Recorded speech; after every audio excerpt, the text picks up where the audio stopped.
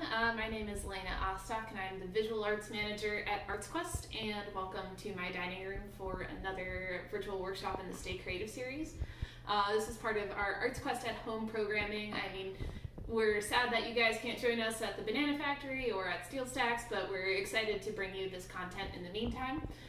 If you head to our website, you can find a lot of other great online stuff like live streamed concerts, films, comedy, improv, other more of these virtual workshops, educational resources, the list really goes on. And if you like what you're doing and you want to support us, please feel free to. It's as easy as going to www.artsquest.org/donate.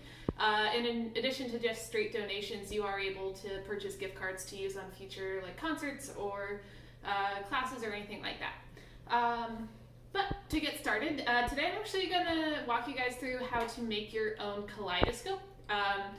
There are a lot of very complicated things I read on the internet, so I have come up with the most simplified version I could for you guys. What you'll need is a toilet paper roll. I'm sure that there's some people out there sitting on a mountain of toilet paper. I'm sure you can find one of these. You'll need aluminum foil or something metallic. And you're going to want to glue it down to something like a piece of paper. So I did that step in advance. You want something like a piece of paper, something like computer paper that's pretty thin, and you want a straw, which is currently out of the picture, but I'll bring it in when it's time. This is a little bit more complex of a project, so it's great for older kids, and it's a good time to talk about optics and reflections and math. But the way a kaleidoscope basically works actually is you have a tube and you have a mirrored triangle inside. So that is where our aluminum foil comes in handy. So I'm just gonna trim this down. And this would be a good time if you're taking math to calculate exactly how big each rectangle of your triangle has to be inside of your cardboard tube for it to work well. I am not taking math though, and I'm just going to wing it. I'm gonna cut about halfway so we can make two of these. Alrighty, and I'm going to fold it into thirds approximately since we're trying to make a triangle.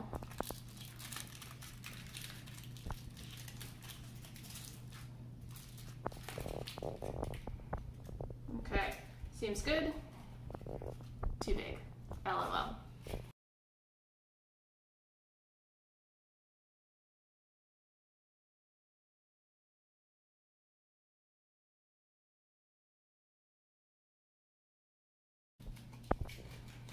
And my triangle will hopefully, yes, it's going to fit inside of my cardboard tube. So I have my mirrored triangle inside of my cardboard tube now.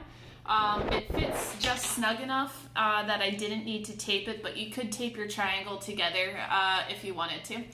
And now we're going to move on to the next part. Traditionally, a kaleidoscope will have a container filled with beads or sequins or something like that that spins around. You can find lots of demos out there that include that, but I did not think that everybody would have all the necessary supplies at home. So what we're actually going to do, I saw a great demo that used just a piece of paper, and I'm gonna guesstimate a circle because we want something that can rotate around it, and this tube, you can pretty much fit two of them on there. And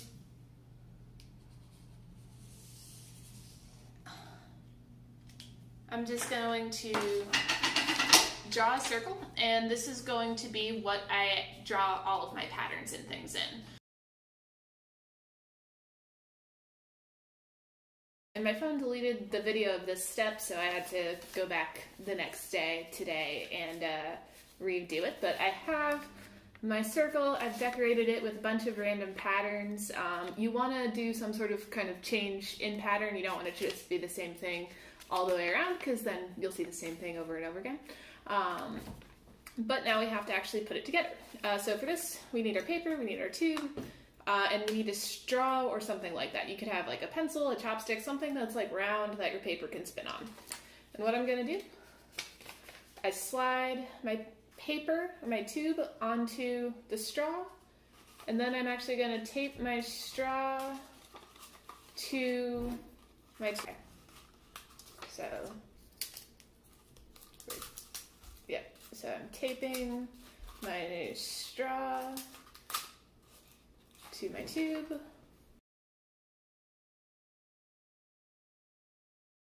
All right, and so one thing you may have to do, I'm going to try this out, is you don't want your paper sliding away from the tube, because the closer it is to your cardboard tube, the better it's going to work. So I'm actually adding some masking tape right behind it, just so it doesn't have anywhere to slide off. But that is pretty much it. This is pretty functional. It's not the most effective kaleidoscope that you can buy in a store, but it's pretty cool to be able to do it yourself. If you hold it up against the tube, it'll be a little bit more visible. Can you actually see it in the camera like that? Yeah. Awesome. You can see, yeah.